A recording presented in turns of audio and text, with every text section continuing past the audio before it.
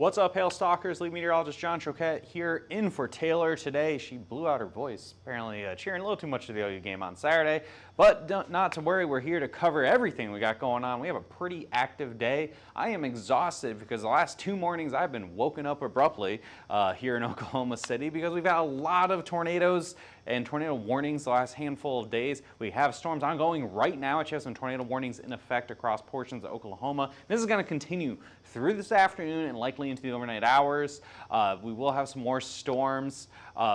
Really having that pretty impressive tornado risk, this back-to-back tornadic activity at night in the middle of heavy rain, really unusual for how intense it's really been. Also have a chance for some hail and gusty winds. Of course, that flooding has really been all over the place here the last 2 days. And we're not even done with the tropics yet. Hurricane is forecasted. It looks like we're going to see Tropical Depression 18 is going to, or potential Tropical Storm 18 is going to become Rafael pretty soon here, and we'll break down what to expect for the United States potential impact here in the next week or so. So starting with yesterday's storm reports, we got to zoom in here.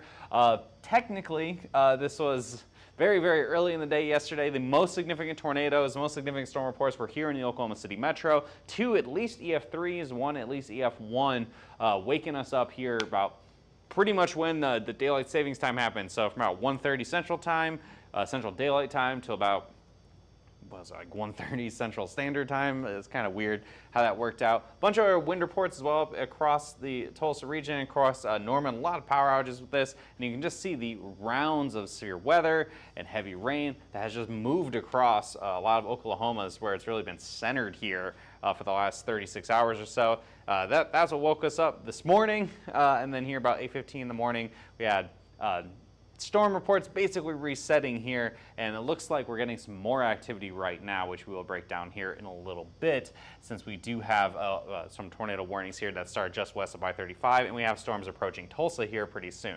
So we'll get to that in a second. Rainfall's been a big story here last 24 hours. We had quite a bit of rain across sections of Oklahoma, pretty much east Oklahoma City. A ton of rain here out in the Ozarks. Looks like a nice thunderstorm warning just now. A ton of rain, over 6-7 inches of rain in sections south of Fayetteville, Arkansas.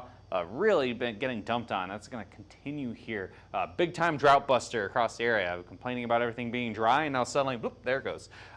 Super warm as well. That's probably why we've had all this tornadic activity. You have the cool air to the west. What should be happening here in November, and then look how unseasonably warm it is across a lot of the center of the country here, even off to the east. I know it's going to get up in my hometown. It's going to get up in the 80s again tomorrow, probably the second time this month, and it's probably first time ever we're going to get multiple days in the 80s here in southern New England. But it's very warm, and all that cold air is going to be coming in here. Looks like I think Oklahoma's getting their first snowfall today out in the Panhandle, as well as a tornado outbreak, which, you know, kind of par for the course if you're from around here. Current conditions across the country. The main meat and potatoes of the story is going to be focused directly on the center of the country here across Oklahoma and portions of North Texas for that tornado risk. Off to the east, things are pretty quiet, pretty warm, unseasonably warm across a large section of the eastern portion of the country. Got some rain, and you got to go all the way up to near Quebec City to see any snow east of the Mississippi River. We have quiet conditions here across Florida. Beautiful day there. And again, that main story is going to be here in Oklahoma, and then have another storm system coming in, just drenching Seattle and the Pacific Northwest with beneficial rains as well. So again, that main story, again, really is this storm system moving off to the east that is very, very dynamic with a lot of tornadic activity and a ton of rain. Temperatures are cooler here in Oklahoma City. I think the tornado and hail risk is done for OKC.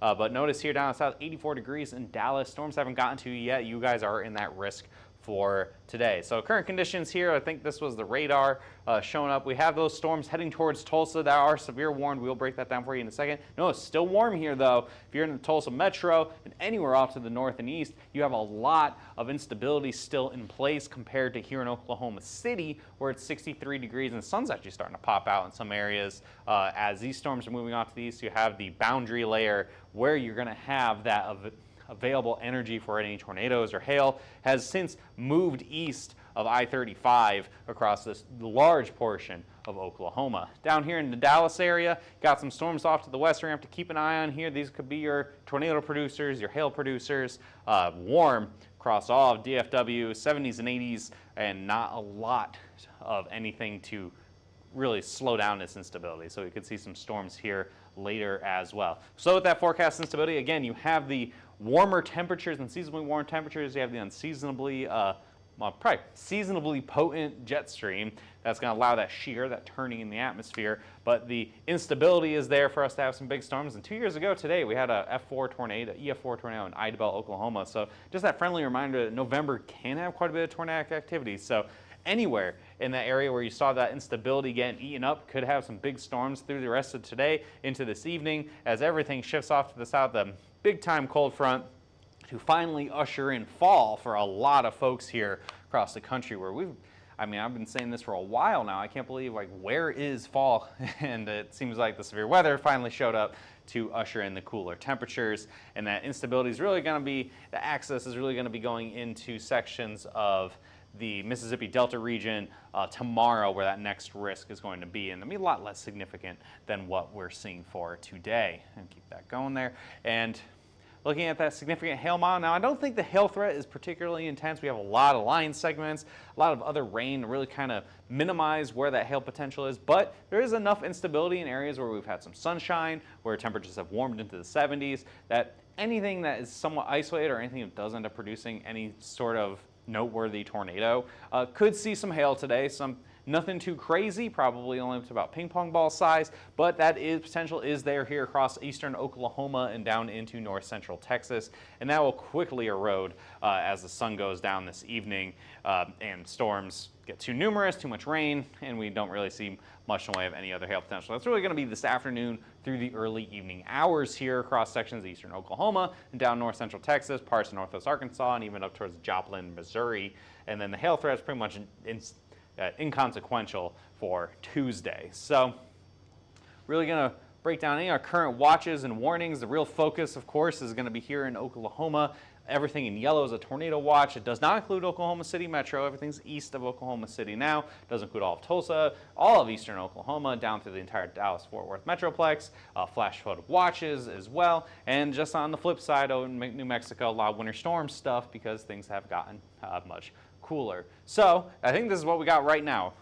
Taylor had this in last second here to show what's happening. So we have severe thunderstorm warnings and a tornado warning in effect. I think we're probably going to go to that tornado warning first. Yes, we are. Okay, so this is going to be a tornado warning. Are we able to query this or anything, Matt? This is across I don't know if it's still confirmed. This was a confirmed tornado warning a minute ago. Do you remember how to do any of that stuff, or do you know how to do any of that stuff? Okay, so this was a confirmed tornado warning. I guess just let me know if you bring it up on Rarescope or something. Pretty intense. It's probably the most impressive looking supercell, an actual supercell we have here in the area. Again, this is to the north and east of Pauls Valley, near the south of Maud, north of Ada. Moving off to the northeast, probably pretty quick, guessing about 35 miles an hour. And this was confirmed earlier. I don't know if it's confirmed right now. Not confirmed right now? Okay, yeah. So, again, this is probably the most intense looking storm. That's moving off to the northeast pretty quickly probably going to go northwest of the Holdenville area here across sections of Oklahoma. Again, this is the most intense looking cell so far. But for most population, it's going to be this line of storms here heading towards the Tulsa area. This looks like a more significant looking severe thunderstorm warning just because it's more filled in, I want to say. If you can bring up the warning for Tulsa, what's that for? I'm going to guess. Okay, we got a tornado warning issue just now. I was actually talking about this. I got family in Tulsa. We had trying to figure out where a potential tornado would be. If you're in Tulsa proper, probably not. There's going to be a lot of severe thunderstorm warnings here issued, whatever it is. What's the wind speeds there for the Tulsa warning? 60, yeah. So gusty winds, heavy rain, lots of thunder and lightning. I'm assuming we go to velocities. I'm guessing that there's a potential couplet here. That would be heading towards downtown Tulsa and areas to the north. We have a tornado warning now in effect. Areas north of Tulsa itself, heading towards the Skiatook area. So probably Skiatook and probably towards like Oologah and Owasso and stuff. heading that way up to the northeast. But I think in Tulsa itself, no tornado warnings. So places like Bixby, Jenks, Tulsa, Broken Arrow, no tornado warnings right now, just severe thunderstorm warning. We'll have to keep an eye on this one. Again, this is pretty much by Sapulpa, north of I-44 here. That is where you're going to be able to see. Are you able to like move anything like on the Max computer? Matt, can you like move around? Can you switch it to velocities? Do you know? I mean, does it have? Is it the screen that has all the boxes to like switch stuff around, or is it just within the show?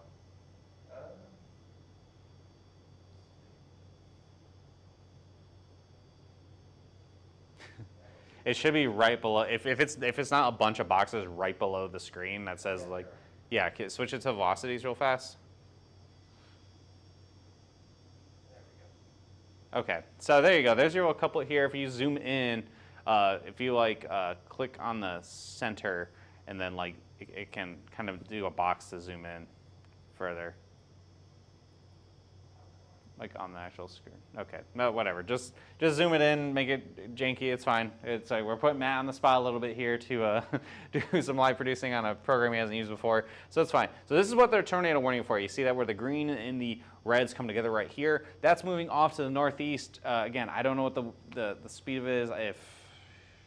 Since you don't have the tech to cue it, I can just bring it up on my phone really fast. Give it a second here, guys. Again, this is heading towards Skiatook.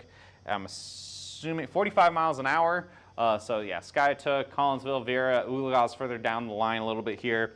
Again, just that radar indicated rotation. I'm not seeing anything on correlation coefficient, so anything on our debris detector to determine if there's anything up in the air right now, but that is definitely the strongest looking couplet right now, definitely worthy of a tornado warning. If we move it further down to the south towards areas to the west of Tulsa, notice you have one little couplet right here. This is the one thing I've been kind of paying attention to here over to the west of Oakhurst. If we zoom in a little bit further, right kind of where my hand's at here, not a super strong indication, right?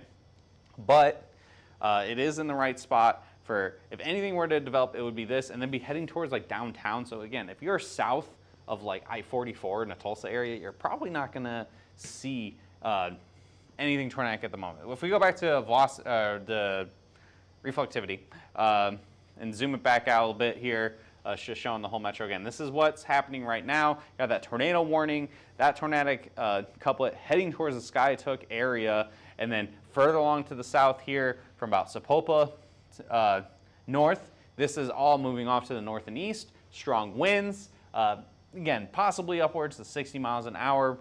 Could be locally stronger, locally weaker, just kind of depending on where you are within that line. The most significant area, you're going to have this, again, the sirens are going off in Skiatook, probably portions of northern Owasso, and eventually, if it keeps maintaining its strength here within that couplet, it could extend over to the Oologah area and continue heading off to the north and east, as this whole line will move pretty much all the way across Oklahoma today. So let's see, can I, oh, and we're going down to Dallas now. Okay, there we go. Hit the button, I wanted to see where I was gonna go.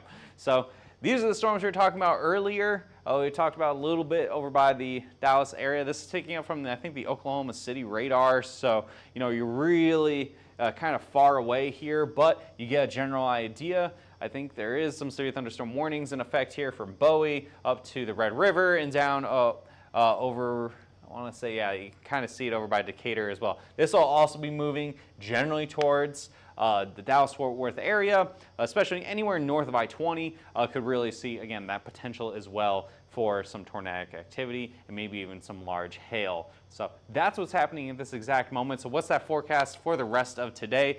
We do have that risk, probably up to 1.5-inch hail here, anywhere here in the orange. And I think for Oklahoma City, I know, I think we had a green in there. It's over. Risk for Oklahoma City's done, folks. The area of risk for Tulsa is a moderate risk as for now. So really, if anything can kind of bubble up some hail, it's going to happen next like half an hour or so.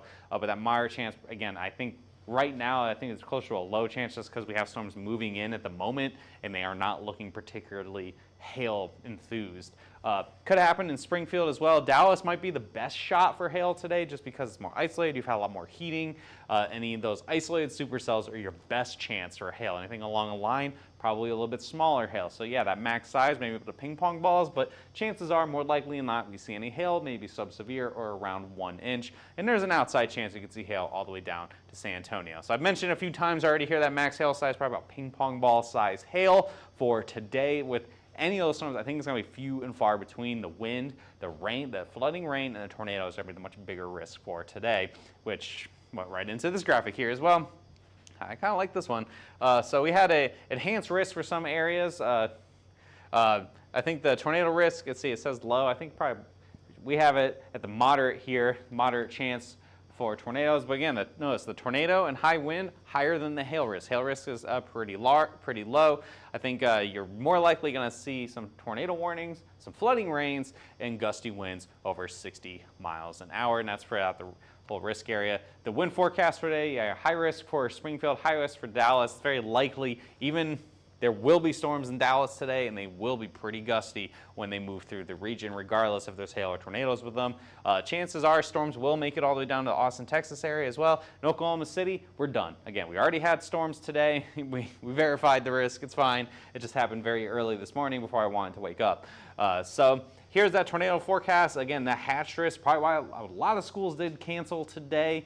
You're not messing around here, guys. Anywhere in that warm sector, anywhere we've seen where we have the sun out, the temperatures are much warmer, this is where you have that chance for the more significant, longer range tornadoes that could get pretty nasty. Again, we had some nasty tornadoes on Saturday night, early Sunday morning of EF3 here in Oklahoma City. It does not take much for these things to kind of get up and get crazy. So anywhere from probably east of Tulsa, places up along I-44, down along I-40, all the way down to the Dallas area and up towards Springfield, Missouri, all of which are really the bullseye for the risk for the rest of today.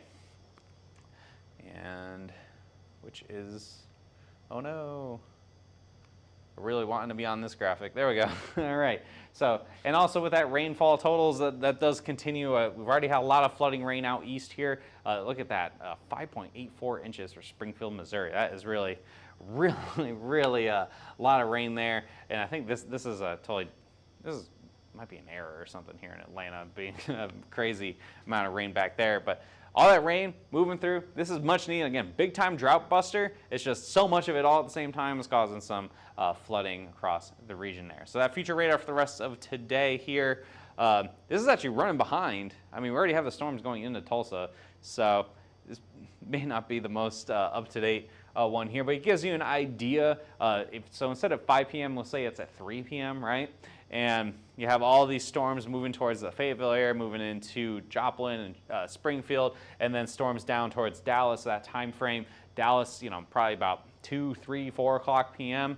As storms are moving through. Again, the NAM is moving a lot slower than what's actually happening in real time. Again, we have storms in Tulsa now, and it's 12:30. So instead of 3 o'clock. So just kind of push all this back. So by about 5 o'clock, this is probably likely what's going to be going on here. And it's going to be a line of storms, a ton of rain, and I think the severity will really kind of come down once that sun goes down and things start to kind of chill out a little bit and just become a big-time rainmaker through the rest of the evening and into the overnight hours. Looking at it tomorrow, we've got 2 areas of risk, one up in Wisconsin, up in the center of the low, and then that area down here in Louisiana with any potential storms that can get a little more spicy as they get closer to the Gulf here within that line of storms tomorrow.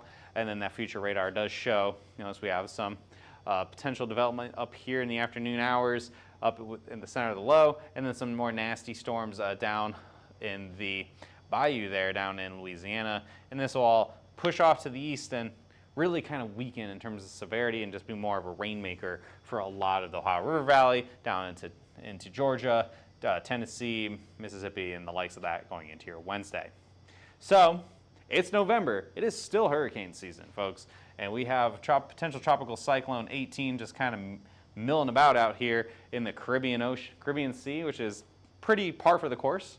If you're going to see any kind of development this time of year, 35 miles an hour, it is very likely 18 is going to turn into Rafael very soon, and there is quite a bit of favorable conditions here. So the low shear, this is all low shear here going up through the rest of your day. Notice we have this nice area of really favorable development across the Caribbean Sea into the southern Gulf, but notice northern Gulf, a lot more hostile, very high shear. So what does that mean? Even if Rafael becomes a hurricane, as Rafael approaches the United States, I'm expecting some pretty intense weakening on approach here going in towards the end of this week. Not really sure where Rafael is going to go yet, but it is likely that things will get sheared apart quite a bit.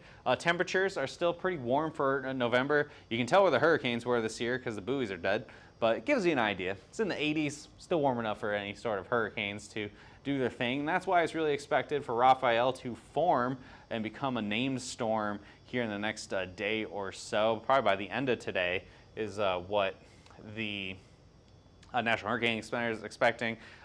It will likely become a hurricane on approach to Cuba, move over Cuba, and then by Wednesday afternoon, winds about 80 miles an hour, and yeah, it's moving into the Gulf, folks. But notice that wide cone here. There's a real uncertainty on where Rafael will go once things get going. But notice by the time we get to the weekend, weakening. So yes, Rafael will go into the Gulf. Yes, Rafael will be a hurricane.